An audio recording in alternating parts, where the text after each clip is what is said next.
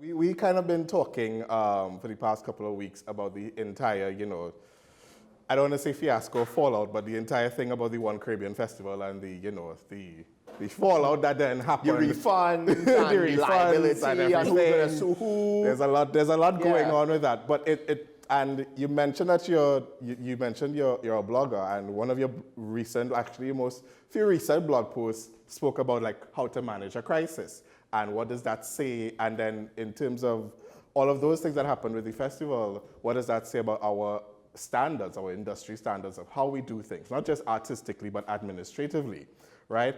I just kind of want to get into that. So if you could sort of explain a little bit more about what you spoke about, and what are some of the standards that you think we need to improve on in terms of how we do things on an administrative level, specifically in artistic endeavors? Because I think that's artistic administration as a whole thing that people don't really quite grasp, and it's not as similar as the rest of administration in other fields. Sure. Well, let me first start off by saying this is my POV without having any of the facts, and the facts meaning the actual contract to review. Right. So this is based on the newspaper articles, the conversations I've seen in WhatsApp chats and so forth, is where I kind of just pulled my perspective from and gave a very generalized overview as to, what I think happened. Right. So I kind of broke down in the blog the ripple effects as it relates to business impacts.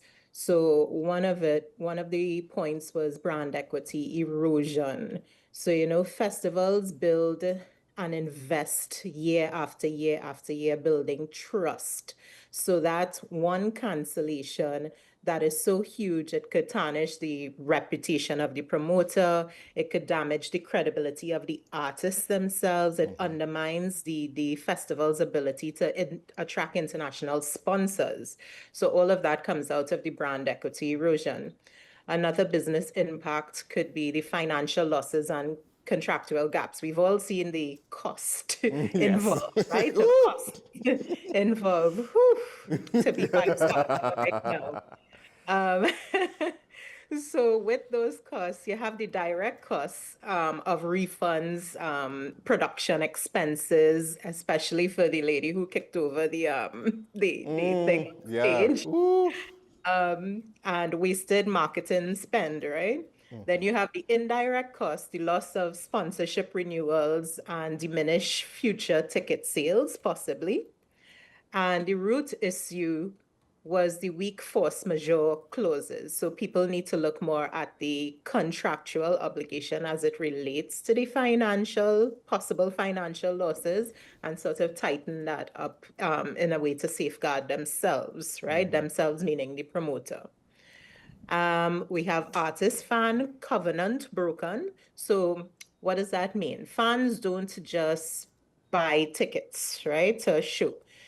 For a show like this, they invest emotionally, they invest culturally, they invest financially, because, the whole kit had to buy. Of course. It's travel costs, is personal time off you're applying for, if it's during the week, or even on the weekend for people who work on the weekend. It's community gathering. So, what that causes now as a ripple effect is eroded loyalty, which translates to lower artist streaming numbers, merch sales going down, tour support, because I'm in a number of different WhatsApp chats and groups, and these are the conversations coming out. People are like, they like Cartel do Trinidad and Tobago, dirty boy. Oh gosh, I ain't buying another ticket. People are literally emotionally scarred. Afraid to buy another ticket to a major show, which was very interesting to me. That they took it so personal and so emotional that, they literally have trauma now from this event.